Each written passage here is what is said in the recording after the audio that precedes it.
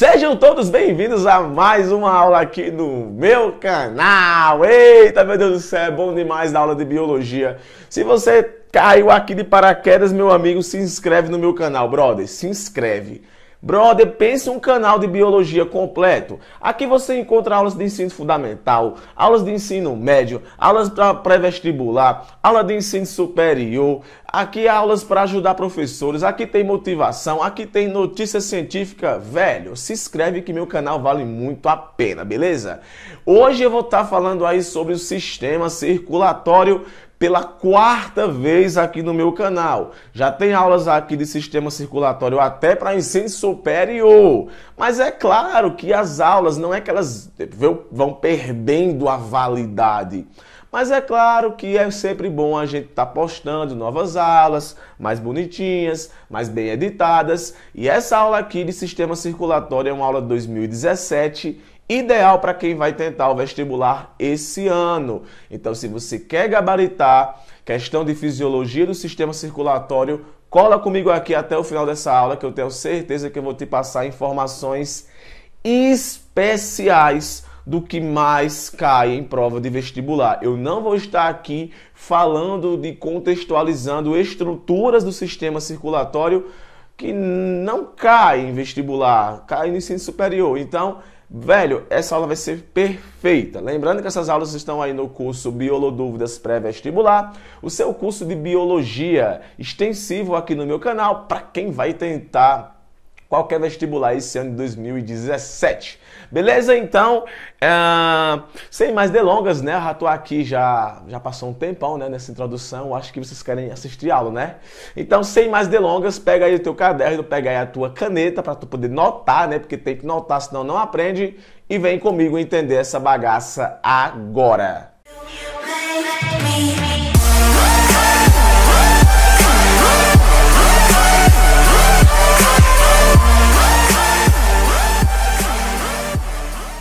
Então, beleza, como eu falei na introdução do vídeo da aula, eu falei que eu iria abordar apenas aquilo que é mais cobrado nas provas de vestibular.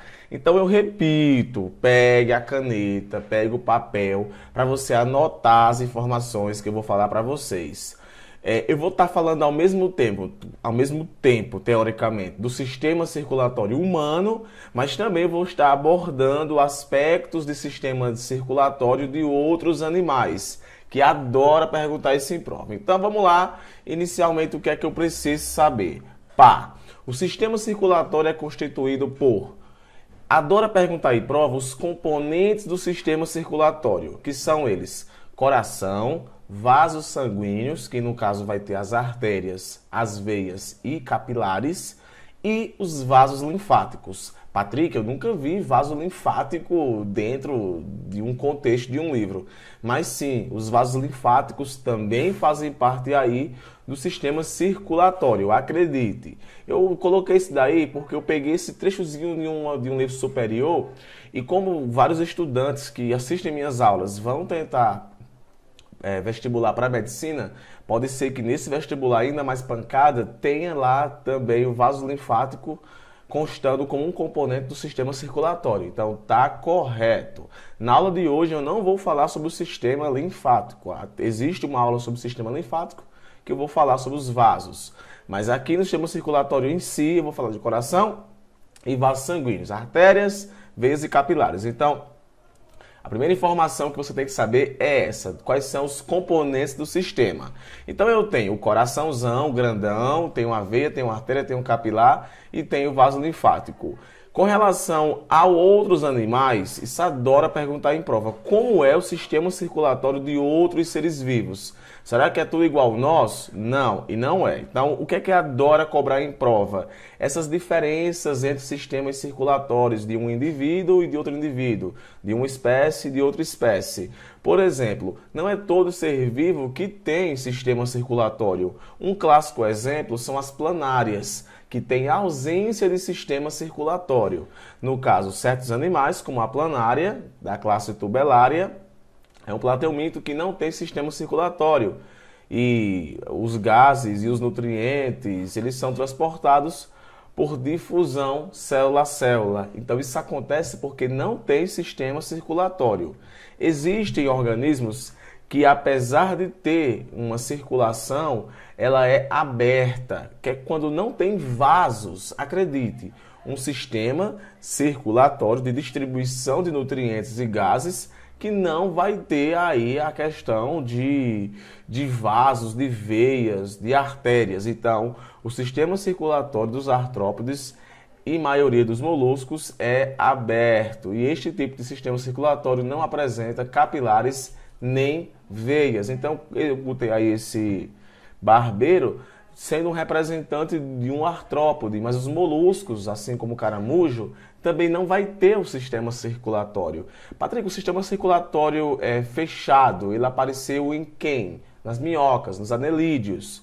No caso, eu falei agora há pouco que não tinha sistema circulatório. Não, esse organismo tem, só que é aberto. Quando é aberto é quando não tem vasos. Diferente do nosso, que é um sistema circulatório fechado, que você vai encontrar vasos, ao qual o sangue vai estar sendo transportado por dentro desses vasos. Então, um sistema circulatório fechado é quando as células do sangue estão sempre dentro dos vasos sanguíneos. Aí você vai encontrar veias, artérias, arteríolas, vênulas, aorta e por aí vai. Então, sistema circulatório aberto quando não tem veias, nenhum vaso.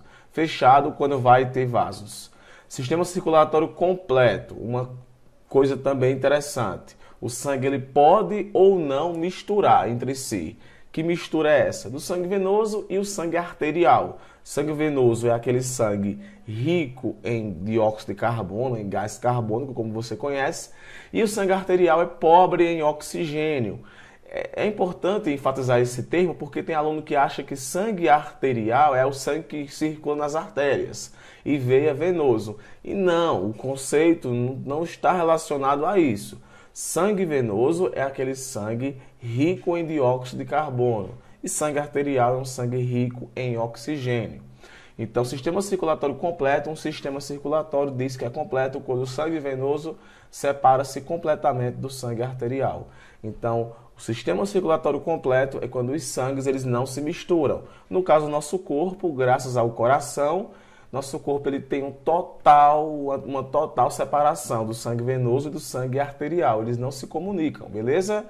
O que não acontece com o caso do peixe, que é um animal de sistema circulatório incompleto. Acredite, os sangues eles vão acabar se misturando em alguma região, geralmente no coração. Um sistema onde o sangue venoso se encontra com o arterial em algum momento. Então, sistema circulatório incompleto, quando acontece aí a mistura de sangue venoso e sangue arterial. A circulação também pode ser dupla ou simples. Isso aí é quantas vezes o sangue passa pelo coração.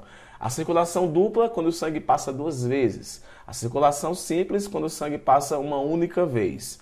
No caso da nossa circulação em si, nós temos um sistema circulatório fechado, porque são por veias e artérias e vasos em si, completo, porque não ocorre a mistura de sangue venoso com sangue arterial, e duplo, porque o sangue passa 2 vezes pelo coração.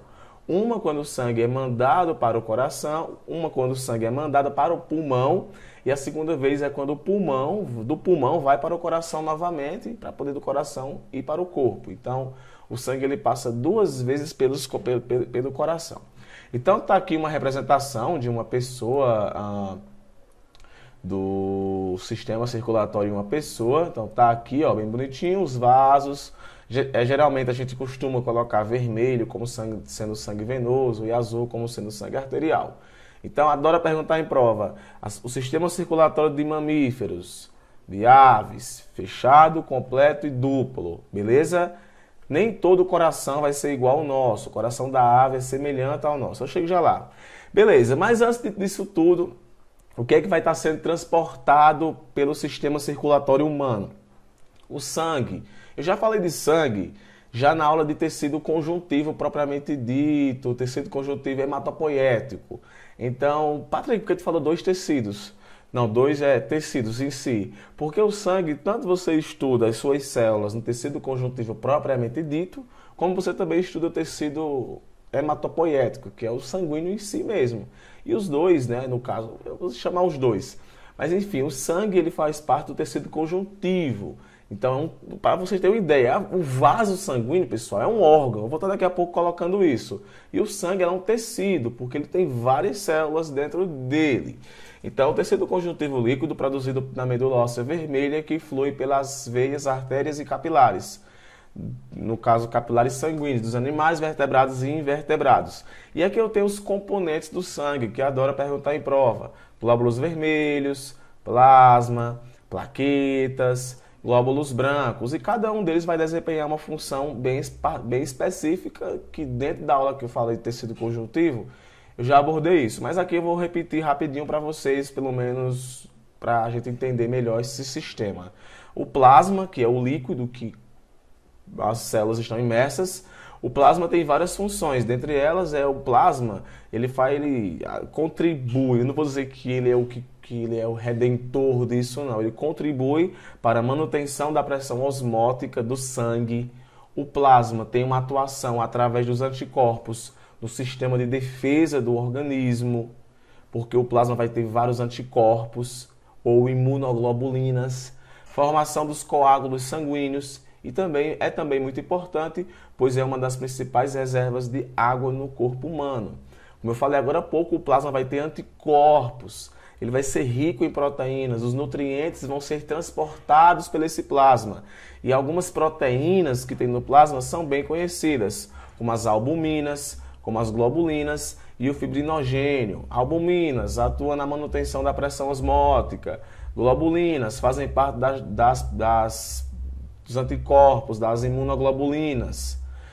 O fibrinogênio, de fundamental importância, pois atua no processo de coagulação do sangue. Ajuda, desta forma, a estancar hemorragias externas e internas. Então, são proteínas fundamentais que o plasma vai estar aí transportando para manter a integridade de todo o nosso corpo. Um outro componente é a hemácia. A hemácia já está bem batida. A hemácia tem a função de transportar oxigênio e dióxido de carbono. Eu tenho os leucócitos, que são células de defesa. Existem diversos tipos de leucócitos. E os leucócitos são fundamentais aí tanto para processos de fagocitose, que é quando essas células de defesa comem algum antígeno, como também no processo de produção de anticorpos. Aí vai ter linfócitos, vai ter eosinófilos, basófilos, macrófagos. Vão existir uma família de leucócitos que são de fundamental importância para a defesa do nosso corpo. Então eu coloquei aí que os leucócitos defendem o nosso corpo, beleza? E por fim, as plaquetas, que participam do processo de coagulação do sangue, ou seja, a formação de coágulos. Ah, Patrick, ciclano e tal tem a hemofilia. A hemofilia é uma doença que justamente tem a ver com a falta de coagulação do sangue. Para você ter uma ideia o quanto o sangue é importante. Apesar da gente estudar ele de modo separado, é no sistema circulatório que o sangue é transportado. Então, plaquetas, glóbulos brancos, vermelhos e plasma são os componentes do sangue, tudo bem? Em se tratando de vasos sanguíneos, que já é a parte de componentes do sistema circulatório, o vestibulas pode estar perguntando para tu quais são os componentes dos vasos sanguíneos. Aí eu tenho veias, tenho artérias e tenho capilares. Detalhes, são órgãos em forma de tubos que se ramificam por todo o organismo da maior parte dos seres vivos. Por que maior parte? Porque quem vai ter esses vasos são quem tem sistema circulatório fechado. Para quem tem dúvida, veia, ela leva o sangue para o coração. Sim, as veias levam ao coração o sangue do corpo. Pronto. Para quem tem dúvida, as artérias levam o sangue do coração para o corpo. Então, todo vaso que sai do coração é uma artéria. Todo vaso que entra no coração é uma veia. E eu tenho os capilares que levam o sangue aos tecidos para fornecer oxigênio às células. Beleza? Diferença padrão aí entre artérias e veias que adora perguntar em prova. Veias, suas paredes são mais finas. Artérias, suas paredes são mais espessas e dilatáveis. Então aqui está uma artéria e uma veia. Se atente para isso que eu vou dizer agora. Se as veias, as artérias são órgãos na condição de um vaso, todo órgão ele é feito de tecido. Quais são os tecidos que são encontrados nesses vasos? Que vão ser os mesmos do coração. Aqui eu vou ter a túnica íntima, que é tecido epitelial. Eu vou ter a túnica média, que é tecido muscular. E eu vou ter a túnica externa, que é tecido conjuntivo. Note que temos aí 3 tipos de tecido. Uma outra coisa interessante é que a veia possui válvulas ou válvula. Essas válvulas, elas impossibilitam que o sangue ele tenha um percurso contrário, ou seja, o sangue ele não volta, ele só vai no sentido do coração. Ele não volta justamente porque tem essas válvulas que fecham caso o sangue queira voltar. Então, o sangue ele só flui no sentido corpo-coração. As artérias não vão possuir essa válvula porque a pressão sanguínea nas artérias é alta. A pressão sanguínea nas veias é baixa, então é necessário que tenha essas válvulas. Patrick, se a pressão das veias é baixa, como é que é possível o sangue tá lá do pé da pessoa e para o pulmão? Isso, para o coração, no caso. Isso acontece por causa que as veias passam entre os músculos e a pressão que o músculo exerce sobre elas faz com que o sangue ele flua no sentido corpo-coração, beleza?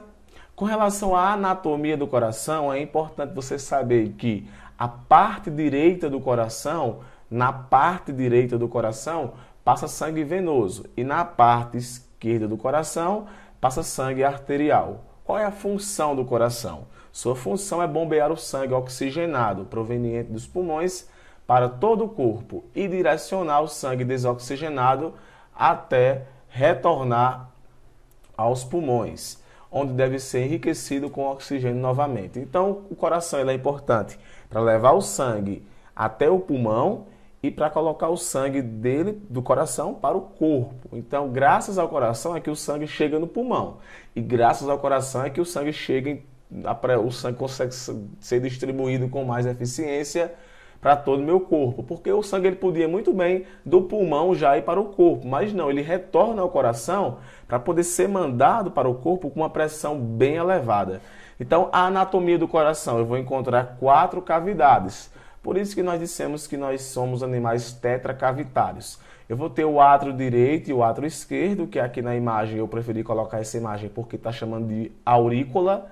Então você pode até mesmo ver vestibulares chamando de aurícula direita e esquerda. E eu tenho os ventrículos, direito e esquerdo, que vão estar aqui, tá ligado? Bem bonitinho.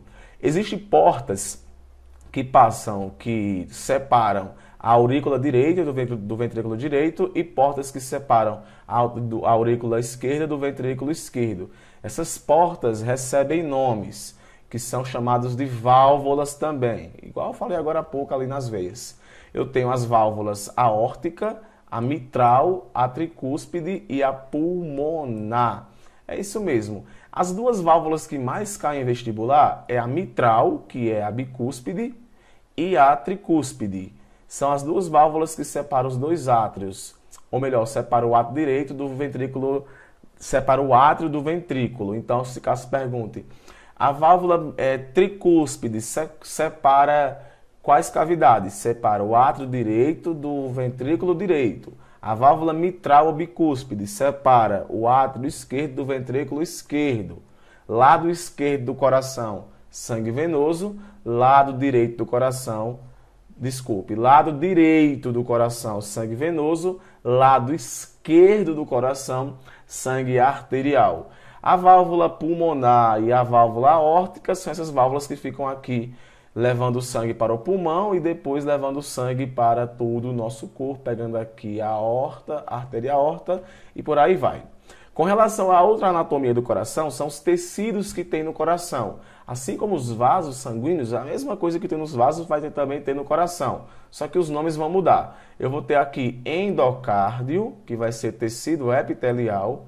Eu vou ter miocárdio, que vai ser tecido muscular. E eu tenho o pericárdio, que vai ser tecido conjuntivo. Então, pericárdio, endocárdio e miocárdio são os três tecidos que existem no coração: conjuntivo, muscular e epitelial. E vão ter funçõezinhas bem interessantes, como por exemplo, o pericárdio, que é essa membrana aqui externa, é a membrana que reveste externamente o coração, como um saco. Esta membrana propicia uma superfície lisa e escorregadia ao coração, facilitando a movimentação ininterrupta. Sim, eu tenho o pericárdio fibroso, que é bem interessante. É o pericárdio fibroso que conecta o coração a outros órgãos, porque o coração não está solto aqui não, ele está presinho. Então, é o pericárdio fibroso que faz com que ele fique unido perto do pulmão e perto dos órgãos que tem aqui. E o seroso é o pericárdio que fica na parte interna, tá ligado? Então, eu tenho o fibroso e o seroso. Eu tenho também o endocárdio, que é uma camada que reveste a superfície interna do coração. Então, tá aqui o endocárdio. E tem o fodão, que é o miocárdio, e é no miocárdio onde vai acontecer justamente aí as contrações musculares que possibilitam o funcionamento, né, dos batimentos cardíacos. O miocárdio é um músculo responsável pelas as contrações vigorosas e involuntárias do coração. Situa-se entre o pericárdio e o endocárdio. Ah, Patrick, quer dizer então que o tecido muscular estriado cardíaco é o miocárdio? Exatamente, o tecido muscular estriado cardíaco é o famosíssimo miocárdio, que se contrai graças à ação aí, principalmente do sistema nervoso. Agora, uma coisa que eu não vou abordar aqui nessa aula é a atividade elétrica do coração. Existem aí células como fibras de Purkinje, como o nódo sinoatrial, que são estruturas que possibilitam que o coração ele se movimente e se contraia sem a participação do sistema nervoso. É o que possibilita, no caso, o transplante de coração. O coração continua batendo aí durante algumas horas. Isso se dá porque essa atividade elétrica ela é bem especial. Eu não vou abordar aqui porque os vestibulares geralmente não cobram essa atividade elétrica do coração. Mas cobre isso aqui, o nome dos dois movimentos, o movimento de contração e o de relaxamento. Contração, sístole.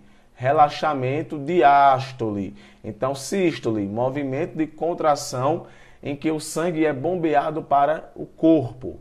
Diástole, movimento de relaxamento, em que o coração se enche de sangue. Então, o coração enche de sangue em diástole. Fica sem sangue em sístole. Sístole, contração. Diástole, relaxamento. E é graças a essa sístole, essa diástole, que é a força que exerce, que eu tenho a pressão arterial. Pressão arterial é o resultado de um produto, débito cardíaco versus resistência vascular periférica. Basicamente é a força que o sangue exerce na parede aí dos vasos. A força é máxima e esse processo é chamado de sístole. Relaxamento do coração entre as contrações cardíacas. A força é mínima e esse processo é chamado de diástole. Então, a força máxima, sístole, a força mínima, relaxamento. Beleza? Então, eu tenho uma tensão sistólica e uma tensão diastólica. Diastólica é quando está dilatado. Diastólica vem de dilatado. Sistólica vem de contraído. Beleza? E, por fim, como acontece aí o trajeto do sangue? Nunca esquece disso. O sangue ele entra pelo coração, pela veia. A veia cava inferior, que vem de baixo, e a superior, que vem de cima. E desemboca no átrio direito. Esse AD aqui significa átrio direito. Do átrio direito vai para o ventrículo direito. Note que não vai para o átrio esquerdo, vai para o ventrículo direito. Do ventrículo direito, esse sangue ele é mandado para os pulmões, aonde vai acontecer o processo de hematose, que é a oxigenação do sangue, e retorna para o coração. Vale muito a pena salientar que o sangue que leva do coração para os pulmões, lembra, quando está saindo não é veia, é artéria. Então eu tenho uma artéria pulmonar carregando sangue venoso. O vaso que retorna para o coração é uma veia pulmonar trazendo sangue arterial. Então entrou no átrio esquerdo, no ventrículo esquerdo e depois saiu pela artéria aorta e foi distribuído pelo corpo. Uma parte passa pelo fígado, outra parte passa pelo intestino e 1/3 do sangue vai estar também passando pelos rins, onde vai acontecer a filtração, tá ligado? E a mesma coisa também acontece aqui na parte de cima e o sangue retorna para o coração. Gente, era isso que eu queria comentar para vocês. Espero que você tenha gostado dessa aula. Não foi bem um resumo, foi mais o que é cobrado em vestibular. Se você gostou e você anotou o que eu falei, deixa aí seu comentário para mim saber se você gostou dessa aula. Caso tenha ficado alguma dúvida, mantém comigo online, manda para mim a mensagem aqui para meu WhatsApp que eu tiro a sua dúvida, beleza? Fico por aqui. Se você gostou, beijo e até a próxima.